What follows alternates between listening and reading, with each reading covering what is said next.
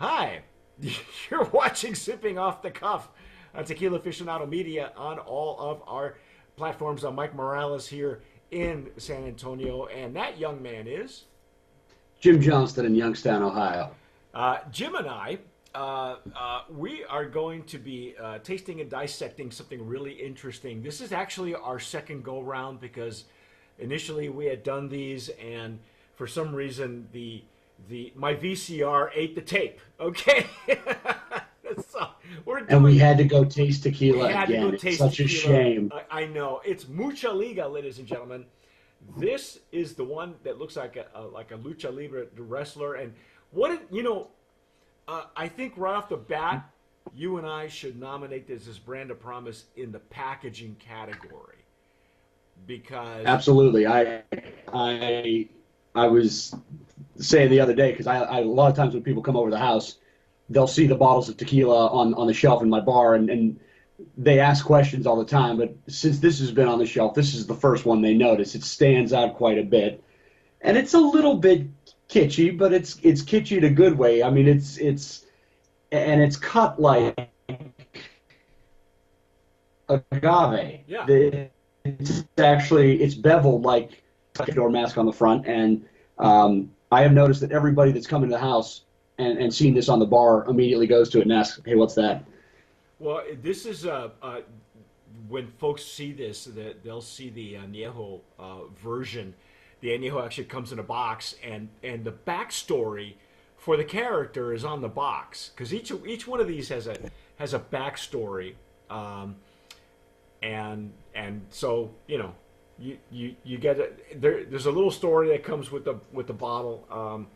I like it because it's like you said, it's faceted like a like an agave after it's had the pencas whacked off. So Yep.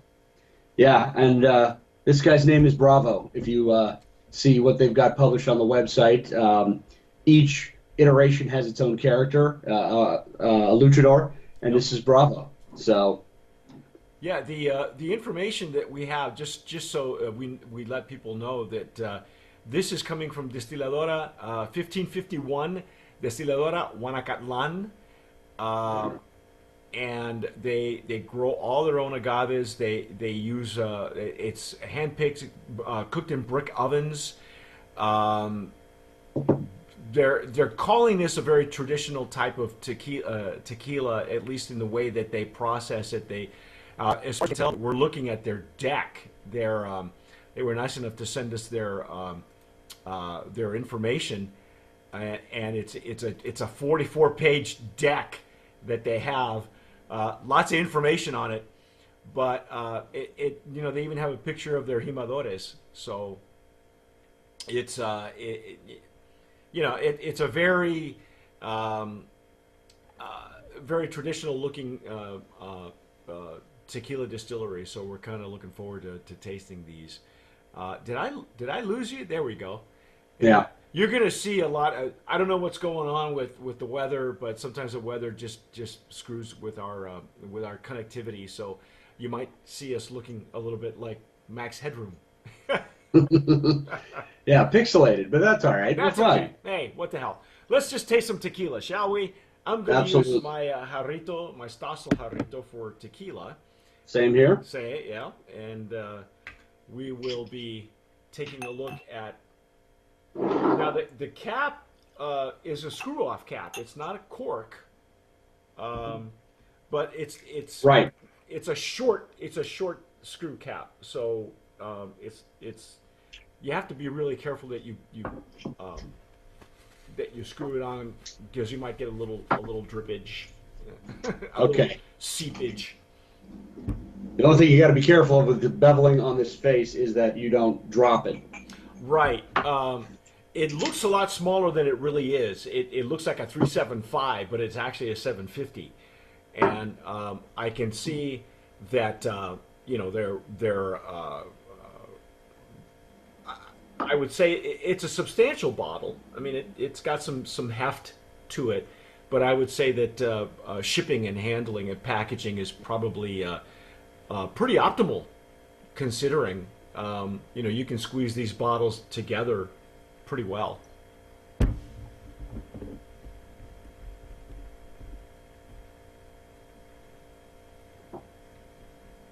So what do we got? What are we looking at here? Well, nice and clear, Yep. pretty clean, and got some pretty decent legs for a Blanco on it. Yes. Yes, it does, and it's pristine. It's clean. Uh, the bottle, even though it's beveled, it's not a colored glass except for the front of the face. Right. So very much what you see is what you get.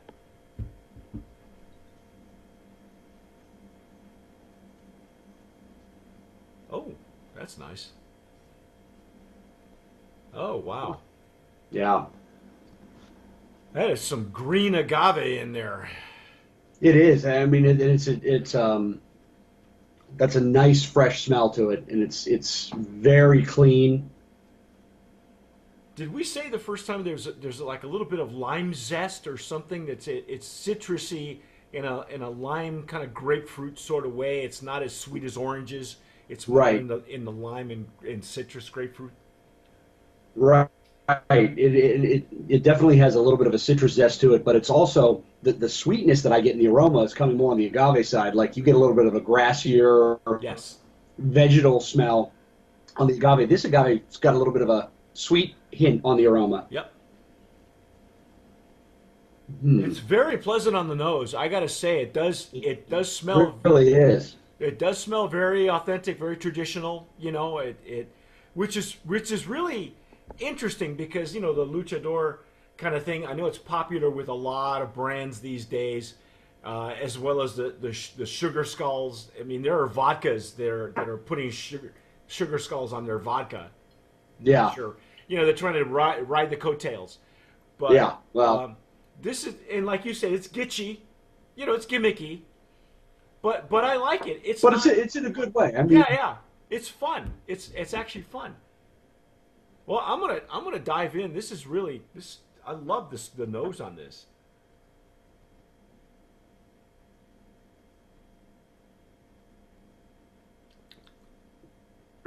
Oh yeah. oh, Wow. wow. What a great finish too, man. Yeah. Yeah. That's got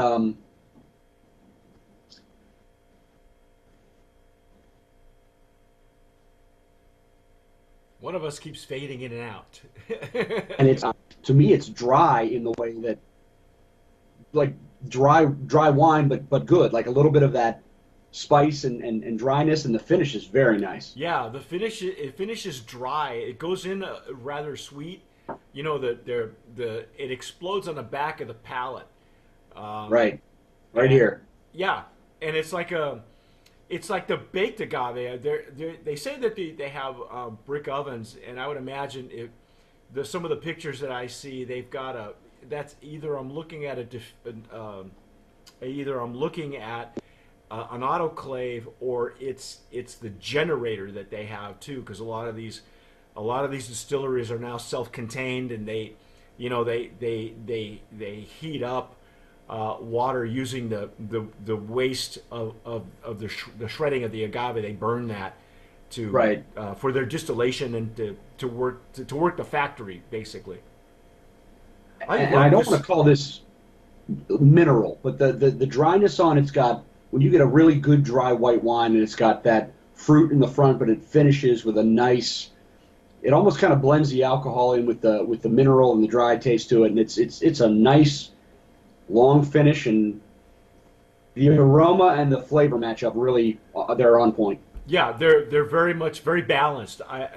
And wow, this would really shine in a cocktail for sure. But I'm thinking more on the instead of the obviously you may want to try the margarita, but I'm thinking more Paloma. I'm Yeah, thinking I'm yeah. I thinking think this has more. come through because it's got that grapefruit aroma on it that is already going to go real well. But you know what? For a Blanco by itself, this sips very, very easily. Um, and really just I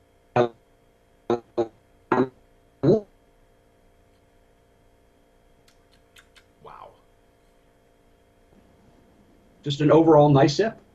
Yeah, it's got a. The finish is really the star of the whole thing. It goes in really very nicely, and then that finish just, and it's just a little bit, and that warm fuzzy. It almost finishes like a mezcal. Yeah, a little bit, but without any of that smoke that you have on the front of your palate. It just finishes with that dryness, but still not overly not overly dry, not finishing. It finishes very smooth. Yeah, and there's not an explosion of pepper in mid palate. There, depending on where the Right. tequila comes from, sometimes you'll feel an explosion in mid palate. I know that Eric Zandona and I, our other TJ up in Vancouver, we've experienced that on some of the Blancos where it goes in sweet and then at mid palate it just explodes and it finishes really nicely. Right. This one, this one is sweet on the intake, but that finish is the star of the show, man. I'm loving the Absolutely. finish on this thing. I get what you're saying about the peppery finish because sometimes that vegetal agave flavor turns into the pepper at the back end, Right. and this has that kind of very subtle sweetness that doesn't. It just finishes dry, not peppery, which is really nice. Really Now, nice. I mean, yeah, you're right. Good, right in a cocktail, but you can sip this. their PDF, their information, their deck is showing that they actually have one picture of a quiote growing that. So apparently they let some of their plants actually grow the stalk, and I'm not sure how often they do it or if they do it consistently. I would imagine that they do, because it's a really interesting picture because it's a field of agave and there's one stalk that's growing, and they're letting that pollinate and grow to seed, which is a big deal. I don't know if I can call this bat friendly. I think I know that there's a program right now for bat friendly tequila, but they'd have to the folks involved in the Tequila Interchange Project, who are involved in the bat friendly program, would have to go and visit the distillery to see, if a portion of the land is let go to seed. Maybe that's a portion of their plots that they're letting just go to seed, which is a good thing. Right. Absolutely. Yeah. Yeah. Uh, so, Absolutely. so I would say, hey, I don't think we're going to argue. Brand of Promise No. nominee Absolutely. in that Blanco category, also in packaging, and really a very worthy tequila. If you can find it out there where you're at, this is coming. The importers are Staller. Staller does have this available in Southern California. They're also based in Dallas, so I would imagine that Texas, all throughout Texas, and hopefully soon in Ohio, they'll they'll have a this. I tell you what, man, they put this on the shelf in Ohio, they'd have a hard time keeping it on the shelf. Well, hey, and maybe one day we'll get it in Ohio too. But for now, I'm going to hang on to this one. People are going to point this out on the shelf for a while because I'm going to try to save it. But nice sipper, nice bottle. I know that you and I got the one directly from Mexico. It's got the Mexican tax stamp on it. Yes, yeah. We actually have these were delivered to us from the distillery. I think when we did the añejo actually came from the importer. I think. But mine came in a box, which is really interesting, and you'll see that box. I think the packaging is very clever, very cool, and you were the one that pointed this out to me. You were the one that said that the bottle is faceted, unusually faceted, and it wasn't until you put the two and two together and said, well, yeah, it looks like piñas. It looks like Yeah, we're piña. absolutely. It looks like the penis. So that It's makes beveled that way. total sense to me. There's a lot of thought that went into the packaging, but there's a lot of thought that went into the juice as well. So don't be Absolutely. put off if you fall for the gimmick. That's great, but if you're not into gimmicks, don't let it don't let it keep you from trying this tequila. It Right. is Don't let it throw you off. Yeah, it's very worthy. That's our take on Mucha Liga. I'm Mike Morales here in San Antonio. That young man is. Jim Johnston in Youngstown, Ohio. And you have been watching and sipping and listening to Sipping Off the Cuff on Tequila Aficionado Media, all of our networks. If you're watching us on YouTube, press that red button, but only if you're ready for commitment.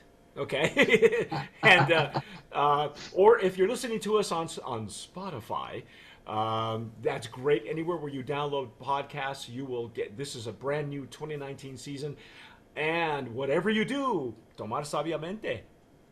Sip wisely.